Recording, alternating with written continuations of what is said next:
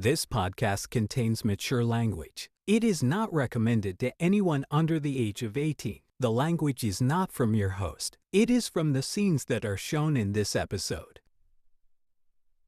Do you remember where you parked the car? Its death becomes her. It's worth every treasure on earth to be young at heart. Some people will go to any length to stay young forever.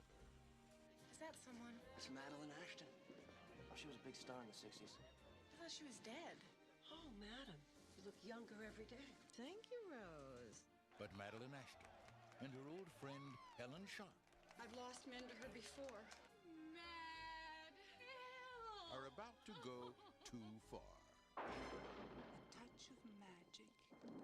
Drink that potion, and you'll never grow even one day older. Bottoms up. No warning.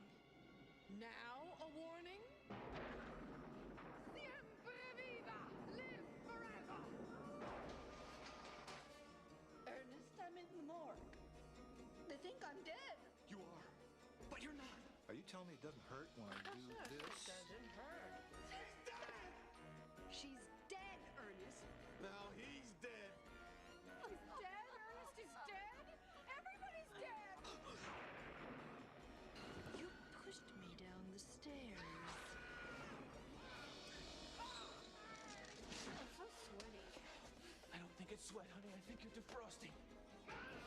It's a lie.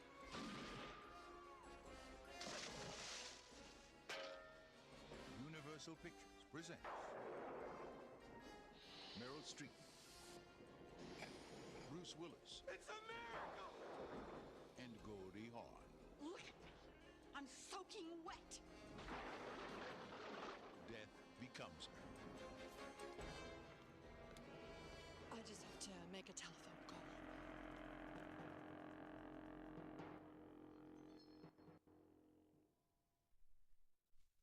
Welcome to Mystery Watchability, a podcast about movies. I am your host, Izaiah Shoop.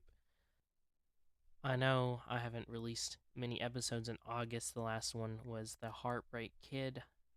Due to some stuff at my day job, I wasn't able to record any or get any guests in, but I am trying to get better this month and next month because it's Spooktober. I'm going to be covering scary movies, or lightly scary movies, in the case of today's, with myself. I promise I'm not schizophrenic, or with guests. Today's episode is the 1992 classic, Death Becomes Her, a tale of vanity, fame, and immortality. This is one of my favorite horror films. Yes, it is a horror film. It is a body horror film. Just like The Fly, it is gross. Body parts fall off, skin peels, bodies are contorted in really weird and disgusting ways. But it's also funny. So, that's what I'm going to talk about. And I'm dragging this intro so long. So let's get on with the episode. It's 1992, and what a year it was. George H.W. Bush meets with the Russian President Boris Yeltsin at Camp David, and the Cold War is finally declared over. The Los Angeles riots begin due to the death of Rodney King by the hands of 4 police officers. Bill Clinton defeats George H.W. Bush in the election, and the Czechoslovakia Federal Assembly votes to split the country into the Czech Republic and Slovakia, starting January 1st, 1993. The top films that year were Aladdin, The Bodyguard, Home Alone 2, Lost in New York, Basic Instinct, Lethal Weapon 3, Batman Returns, A Few Good Men, Sister Act, Bram Stoker's Dracula, Wayne's World, and today's film, Death Becomes Her. Death Becomes Her has a great cast and a great crew, but there are really 4 leads of that film. There are 3 leads and 1 major supporting, and that's all the cast I'm going to cover, so here we go. Meryl Streep as Madeline. you might know her. Who is Meryl Streep? Is she some nobody? No, she's the most nominated actress in the Academy history with 21 nominations. She's currently still going strong with Only Murders in the Building. She's been on 2 seasons now. She's really doing great. Doing better than ever. We know her from Kramer vs. Kramer, Mamma Mia, The Devil Wears Prada, Sophie's Choice, and Only Murders in the Building, just to name a few. Meryl is in our zeitgeist constantly. And I'm just going to throw this out there. If you love Meryl Streep, go watch her tribute to Stephen Sondheim on his birthday, where she, Christine Baranski, and Audra McDonald sing The Ladies Who Lunch. It's incredible. Goldie Hawn is also in this film as Helen. She's in Cactus Flower, which she won the Oscar for Best Supporting Actress. First Wives Club, Private Benjamin, which is one of my favorite movies. Overboard, also to name a few. Also the wonderful partner of Kurt Russell for nearly 40 years. It's incredible. Bruce Willis as Ernest. It's so sad to see him in this movie because I know we'll never see him in another movie again due to his dementia and other health issues. But we can also appreciate what he left us, whether it be good or bad. But this one's one of his better films. Bruce Willis, we know him, of course, from The Sixth Sense, Die Hard, Unbreakable, Bonfire of the Vanities, and Over the Hedge. And then rounding out our cast is Isabella Rossellini as Ilsa. We know her as Jack Donaghy's wife in 30 Rock in 2 episodes. Fantastic. Fantastic Arby's joke in there too. You need to watch that episode. I believe it's the same episode with Paul Rubens in it. That was one of the better episodes of 30 Rock. I love that show. Everyone should watch it. Blue Velvet, which I've seen a majority of. I haven't finished yet. Yes, I know cinephiles are going to come after me. I'm going to finish up, I promise. Wild at Heart, Marcel the Shell with Shoes On, and The Incredibles 2, also to name a few. She's also the daughter of 3-time Oscar-winning actress Ingrid Bergman, a star of one of my favorite films of all time, Casablanca. So that's just a little tangent I went on. It is written by Martin Donovan and David Koepp.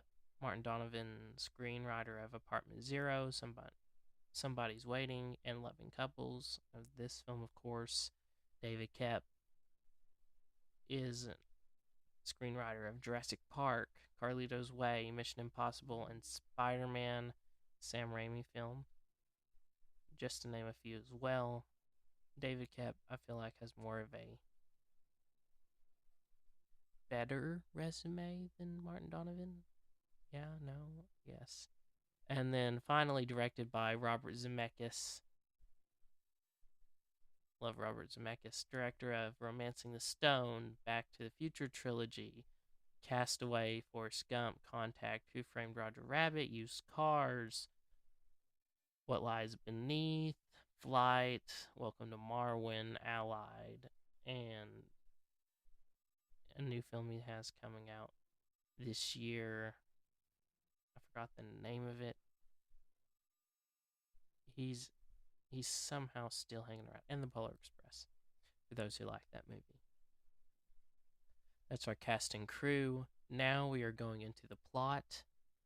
This plot does contain spoilers, so if you haven't seen Death Becomes Her, go watch it, come listen to the plot, and then we'll go on with the pod. Or you can fast forward. Do either one. In 1978, narcissistic and fading actress Madeline Astrudden, played by Meryl Streep, performs in an awful Broadway musical called Songbird, based on the Tennessee Williams play Sweet Bird of Youth. She invites longtime frenemy, the meek, aspiring writer Helen Sharp, Goldie Hawn, backstage along with Helen's fiancé, famed plastic surgeon Ernest Menville. played by Bruce Willis. Smitten with Madeline, Ernest breaks off his engagement with Helen to marry Madeline.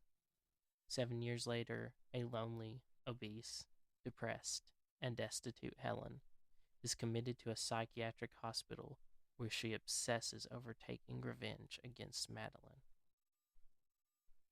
Another 7 years later, Madeline and Ernest live in an opulent but miserable life in Beverly Hills. Madeline is depressed about her age and withering beauty, and Ernest, now an alcoholic, has been reduced to working as a reconstructive mortician. After receiving an invitation to a party celebrating Helen's new book, Madeline rushes for beauty treatments.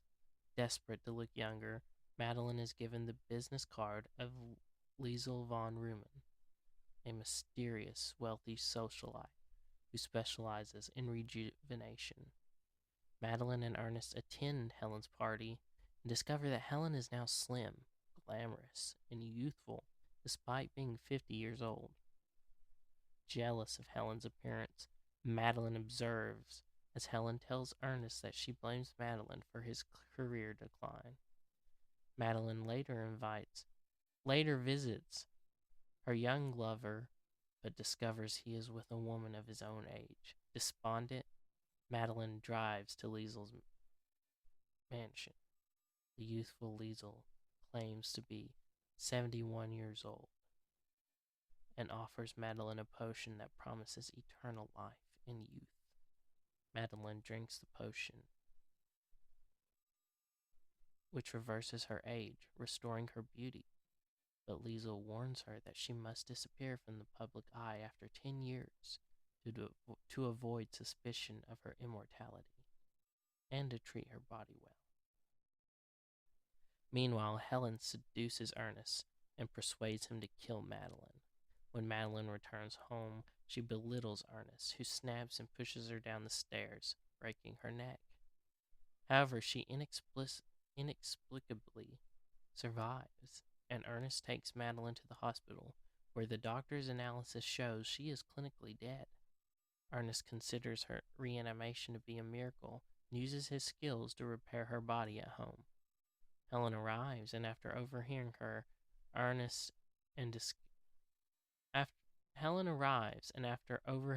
and Ernest discussing their murder plot, Madeline shoots Helen with a shotgun. The blast leaves a large hole in Helen's torso, but she remains alive, revealing that she also has taken Liesl's potion. Helen and Madeline fight before apologizing and reconciling. Depressed at the situation, Ernest prepares to leave, but Helen and Madeline persuade him to repair their bodies first. Realizing they will need regular maintenance, they scheme to have Ernest drink the potion to ensure his permanent availability. The pair knock out Ernest and bring him to Liesl, who offers him the potion in exchange for his surgical skills. Although tempted, Ernest rejects immortality, concerned about outliving anyone he cares about, forcing him to spend eternity with Madeline and Helen, and the physical consequences of Madeline and Helen have already suffered. He flees with the potion, but becomes trapped on the roof. Madeline and Helen implore Ernest to drink the potion to survive an impending fall. But they realize they only want him for selfish reasons. Realizing they only want him for selfish reasons, he throws the potion away. Ernest survives the fall after landing in Liesl's pool and escapes, leaving the pair in despair at the realization that they will have to depend on each other for companionship and maintenance forever. 37 years later, Helen and Madeline attend Ernest's funeral, where he is eulogized as having achieved true immortality by living an adventurous and fulfilling life, and having many children and grandchildren. Now grotesque parodies of their former selves, with cracked, peeling paint and putty covering most of their gray and decrepit flesh, Helen and Madeline mock the eulogy and leave. Outside, Helen trips and falls down a flight of steps, dragging Madeline with her. Their bodies break apart, and Helen sardonically asks Madeline if she remembers where they parked the car. Now we're in the best scenes. Helen's book launch. I love this scene. It's great. It's fast forward the 14 years from the beginning. Goldie Hawn looks fabulous. Meryl looks fabulous. Bruce Willis is looking more dowdy than he does in Die Hard. And it's a fantastic film. It's a fantastic scene. Sorry, not film. Oh, looks as though she's lost a few pounds.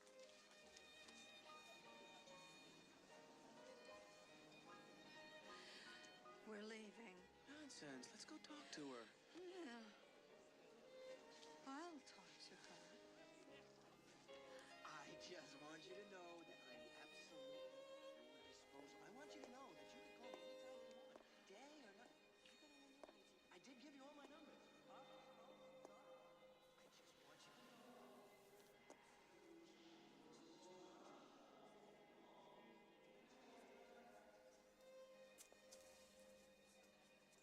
Matt?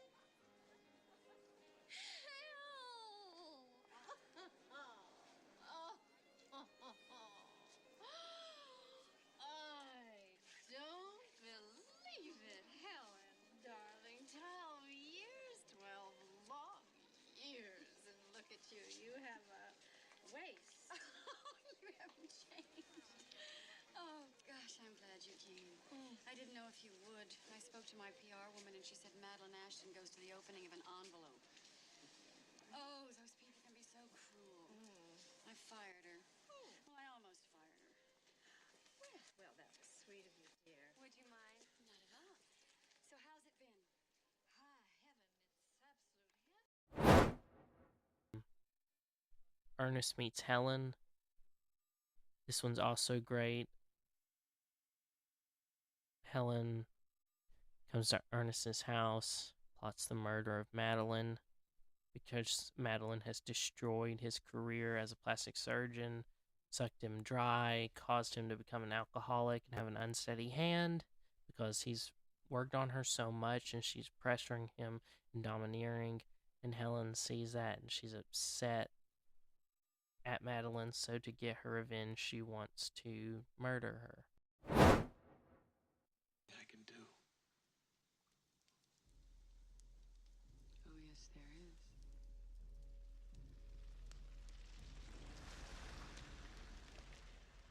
Now listen to me, Ernest. I've thought this thing through carefully, and I know it's the only way. Tonight, while she's asleep, you'll sneak downstairs quietly, go to the study, and take one of each kind of wine glass from the shelf. Then you'll take this Narcanol and lightly coat each glass. As you know, Narcanol is a very powerful alcohol-based tranquilizer, so you won't need much. Tomorrow, I'll call Madeline to say goodbye. I'll try to get her to invite me to dinner. Fine. Why don't you just come to dinner? Then at dinner, we propose a toast. No matter which glass she drinks from, the Narcanol will be on the glass. Then you and I work together quickly. First, we finish dinner. Then we load her in the car, take her to the top of Mulholland Drive, call the police, and report that we've seen a drunk woman swerving dangerously close to the edge. Some drunk woman up here on Mulholland swerving dangerously close to the edge. We'll sit her up in the driver's seat and make it look like she's had just a little bit too much to drink. We drop the car into gear, wedge her foot down on the accelerator, clamp her hands on the steering wheel, and send her on her way.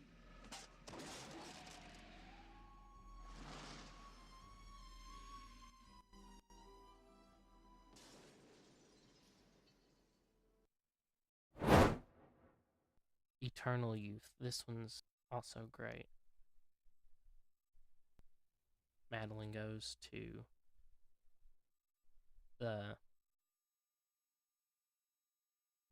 Liesel's mansion. She gets the potion. She drinks it. She becomes younger, but there's also a lengthy amount of instructions. It doesn't really give you an idea of what the film's going to be like. And that's what's so nice about it.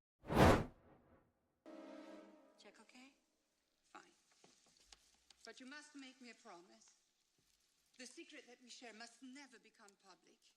You may continue your career for 10 years, 10 years of perfect, unchanged beauty. But at the end of that time, before people become suspicious, you have to disappear from public view forever. You can retire, you can stage your own phony death, or, as one of my clients simply said, I want to be alone. No, she's not. Wow.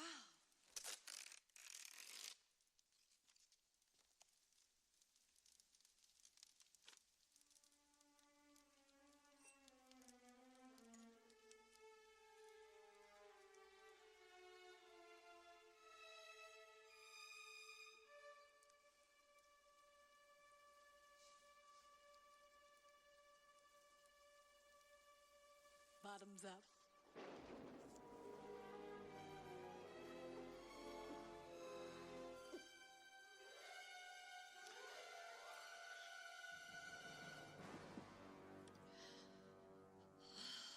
Now a warning. Now a warning? Take care of yourself. You and your body are going to be together a long time. Be good to it. Sempre viva. Live forever.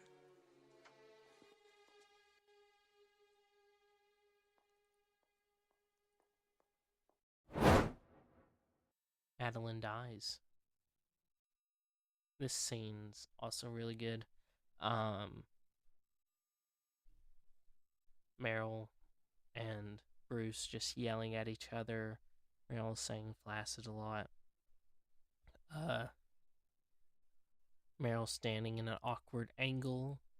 Her heel and just somewhere between the heel and the sole, where it kind of arches in a high-heeled boot, it kind of gets stuck on a stair, and she's leaning out like vertically. It's so weird. And nearly horizontally, actually. And, you know, Bruce Willis just pokes her, and there she goes down the stairs, and she looks like a pretzel. And it is disturbing and fun.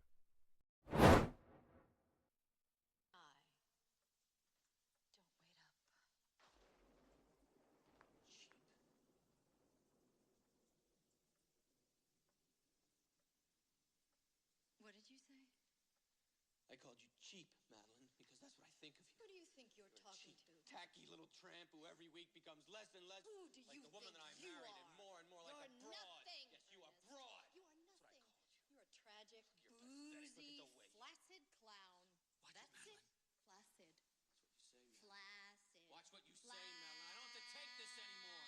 I don't have to take this any longer. Oh, yeah, you'll take it. You'll take everything I have to give. You always have. You're not even a man anymore, and I need a man. A real man, not some drunken, broken-down, flaccid undertaker who is just as dead below the waist as his clients are. Hey, I might have more fun with one of your clients. At least I'd know I'd be getting something stiff in there.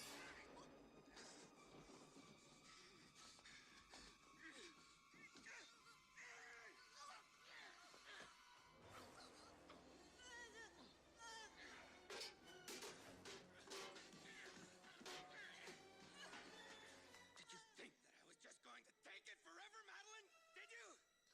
You vicious, loathsome bitch.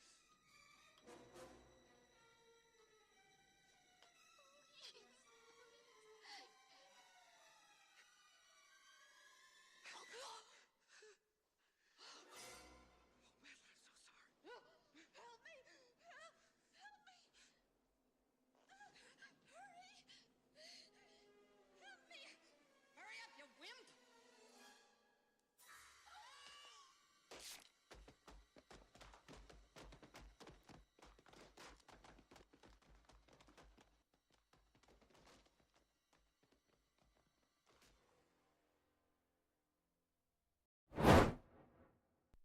A visit to the doctor. Sidney Pollack's great in this scene as the doctor.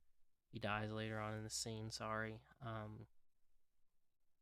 You know, this is when it truly starts to get really gross because, he's asked Madeline, you broke your wrist and whatnot, and he just keeps bending the wrist back and bending it back and bending it back until it like fully, until the back of her hand touches her forearm, and it is disgusting, but you just cannot look away. At least I can't.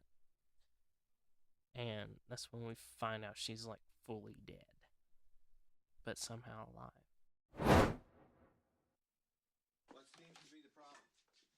I fell down the stairs. Whoopsie. Anything broken? I don't think so. I mean, it would hurt, wouldn't it? Well, I should think so, yeah. Maybe my wrist. I don't know, but my neck feels sort of sore. Well, let's have a little look at you here. Which wrist is it? Right. Does it hurt when I do this? No. Doesn't? Mm-mm. How about this? Nope. Okay. This? No. Mm-mm. This doesn't hurt? Mm-mm. No. Are you telling me it doesn't hurt when I do I this? said it doesn't hurt. I told you that. Uh-huh. Okay, what's this you're talking about with your neck? Well, What's the problem with your neck? it hurts when I kind of turn it, Maybe you just... Oh! Okay. Right, I see. Gotcha. Oh. Shock. What about shock? Maybe you should... It could be shock. Check for shock. Could be shock.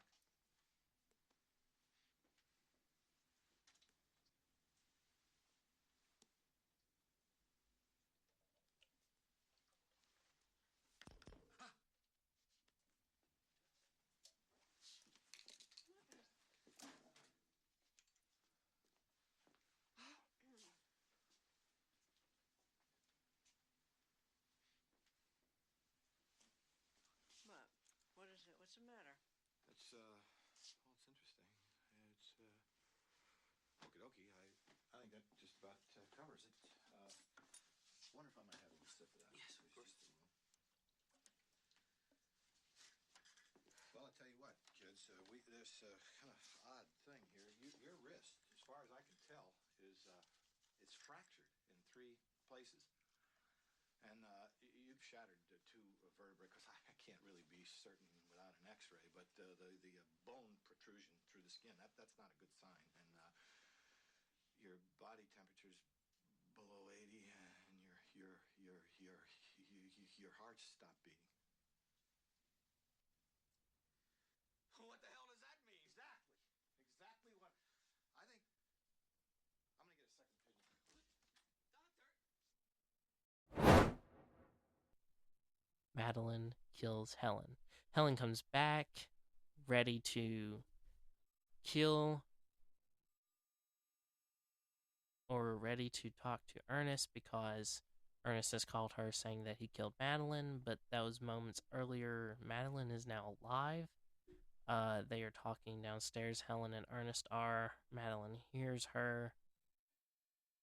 Is when you get that really good scene of like her clawing the post and just seeing it peel in anger.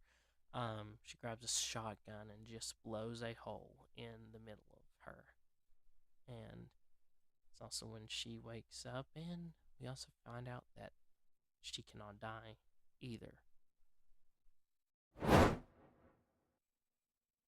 Think peacefully. Oh, fine. Oh, if she's not dead, you tell her to come down here. You tell her to come down here, walk right up to me, and kiss me on the... Kiss you on the what? Mad? Hell. Darling. What have you two been plotting down here, or should I say, what else? Are you angry, dear? Are you very angry? It's alive. Madeline? Boy. Helen, I think you should leave right away. I see a very, very bad situation developing here. Dear? Madeline?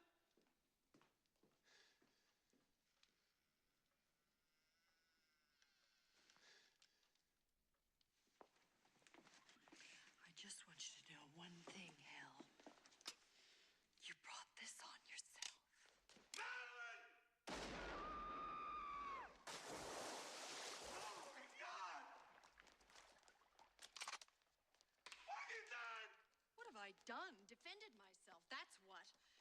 plotter, co-conspirator. She's dead! She is.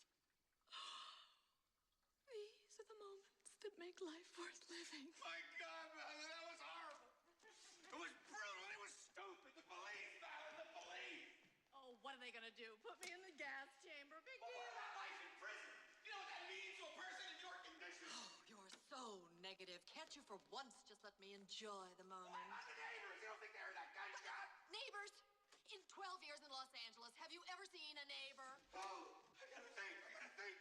One of us has to stay rational. I am completely rational, Ernest. We're going to bury her in Death Valley, you and I.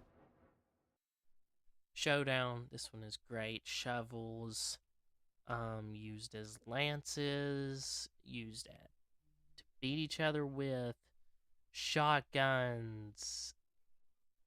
These two women fighting like cats because they're both angry at the other one for any past grievances and current feelings, lies, threats, jealousy, so on and so forth. It is fantastic just watching them fight.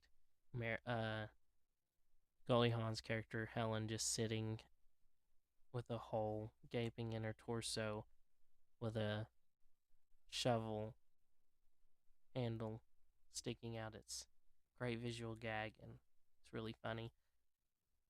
Also really gross because you do see a lot of body horror stuff, just body parts bent and necks breaking, and yeah, it's disgustingly fun. Cop us all by myself, Madeline. Here, stretch us out. I'm happy to help. Get the end. Very happy to help. Put the body right here. Boy, today really shaped up and hurt it. You know, did you ever notice how some days can start out so shitty and then suddenly something wonderful happens and your whole outlook just suddenly changes. That was totally uncalled for.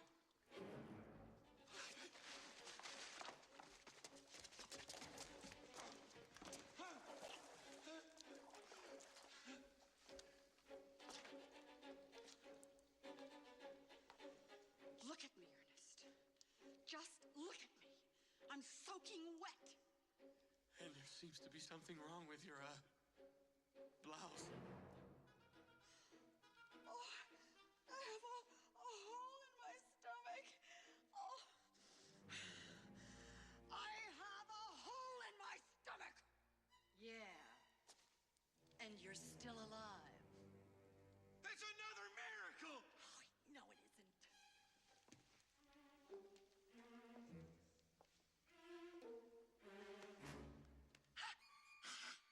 You took the potion. How do you know about that? You took the potion too. Well, I hardly needed it. So that's why you look the way you do. And you are dead. When did you take it anyway? October 26, 1985, way before you. What are you two talking about? The potion. What potion? How much did you have? Everything I had, and that was cheap. You took a potion? Beauty book my butt. Wait a second. Free weights, exercise. I don't think this is a miracle at all. You're a fraud, Helen. You're a walking lie, and I can see right through you. Speaking of which, as a friend, some advice. I would stay out of a bathing suit for a while. At least a two-piece. Or if I were...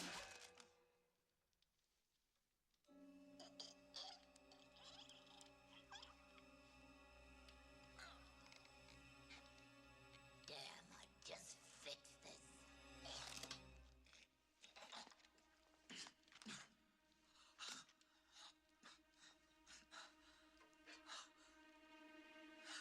On guard. Bitch. Girls! Let's just calm down. I'm sure we can settle this peacefully and... What? You should learn not to compete with me. I always win. Ha! Ha! You may have always won, but you never played fair. I don't care how I played. I won. I'll just be upstairs. Yeah, that's because you could raise your legs higher and wider than anyone. Look at you now. You couldn't raise an eyebrow without major surgery. I've raised a lot more than an eyebrow in my day, you skinny, phony, hollow bitch! Yeah, well, you lost your one and only talent. Which was one more talent than you had, you former fatso!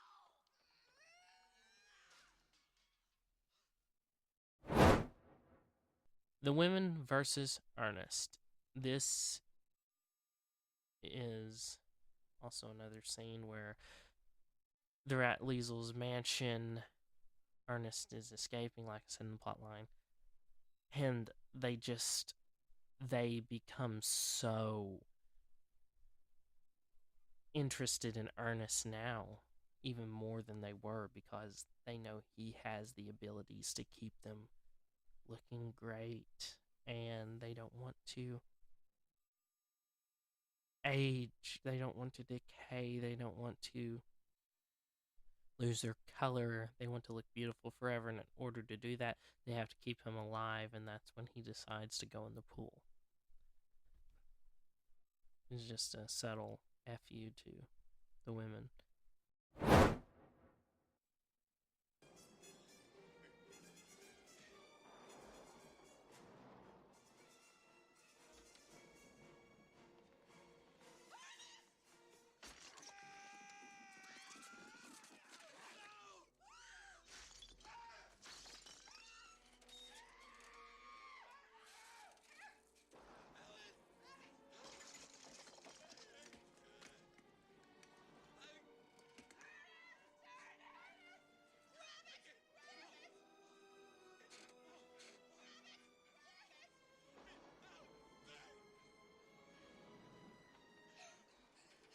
Ernest, do you still have the potion? Do you still have it? Find it. Find it! It's the only way you'll survive if you fall. Drink it! Drink it or you'll die! After you fall, you can put yourself back together again. Drink it! Drink it! Drink it! Drink it! Drink it! You have to! We need you!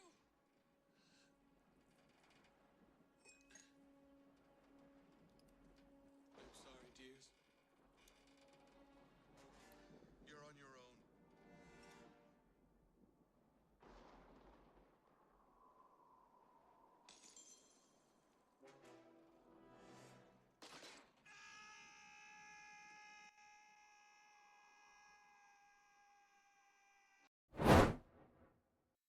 Friends forever. This is at Ernest's funeral. He dies because he doesn't ever drink the potion. He's had a happy life. I forgot how many grandkids they said he had, but it was quite a few. And Helen and Madeline just laugh it off. They walk outside, fall down the stairs, break into 100 pieces, and I guess they're still laying there, or people found them and were horrified. I don't know which, but that's just how we end the film, so we can't go that far. But it's also really funny because they got what was coming to them. What'd you do with that spray paint? That's what I want. Come on, get off that. Let me see what kind of a mess you've made of yourself, Net. Oh, yeah. You're all runny. I must look ridiculous. No, I don't think anyone will notice. But I think you're going to need a little bondo on the chin, babe. I gotta get to the hardware store. Oh, now come on. How could you have lost an entire can of spray paint? Why do I have to carry everything anyway? You get to carry a little eensy-beensy baby purse. Just where did you see it last? If I knew, I'd know where it was. An entire can of spray paint. Get off it! Has that ever worked, by the way, when you asked me where I last saw something? Yes. When? When you lost your index finger. I didn't lose it. It broke off. That's because you cracked your knuckles all the time. Help me! My legs aren't working! Help me!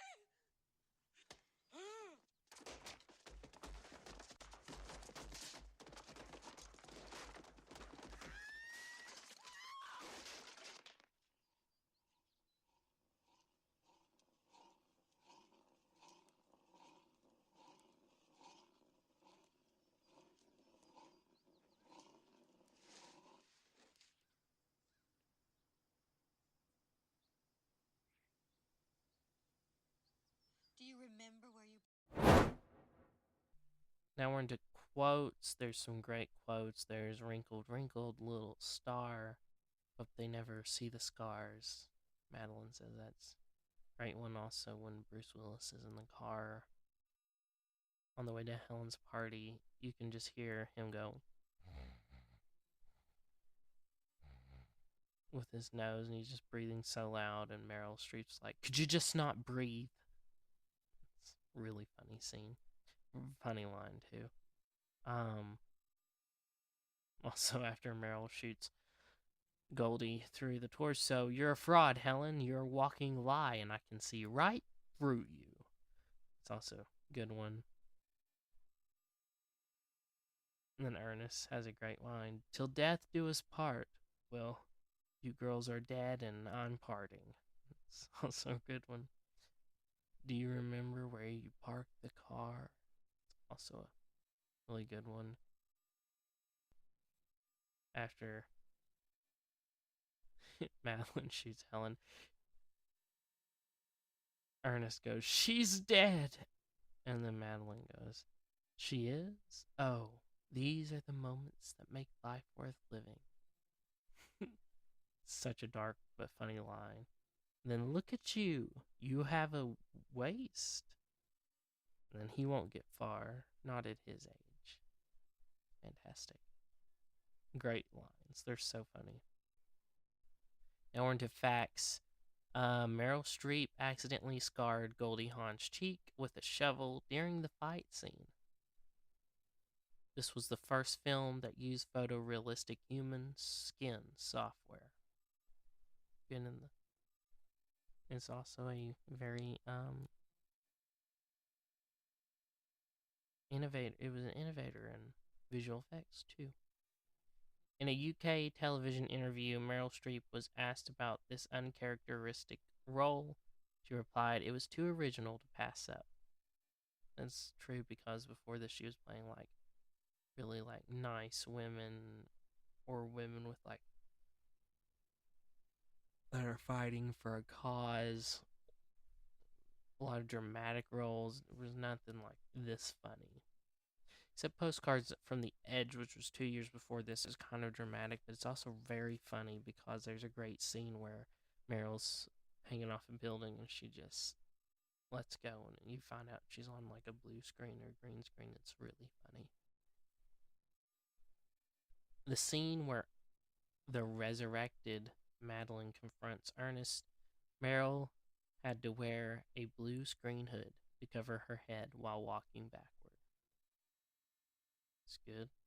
In the opening scene, Meryl Streep's character is starring in a musical version of Sweet Bird of Youth, 1962, a play by Tennessee Williams, about an aging actress who pines for her lost youth.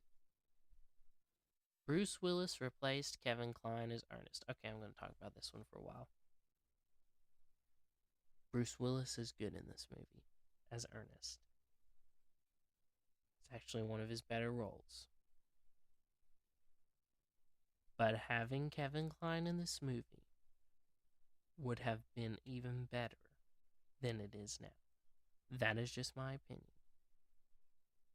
I like Bruce Willis and I also like Kevin Kline. But Kevin Kline, to me, could have brought the character of Ernest and might have made this movie even better than it is now. Kevin Kline has this charm. He has this charisma. I don't know if you would put those two together. Not that eloquent, as you can tell.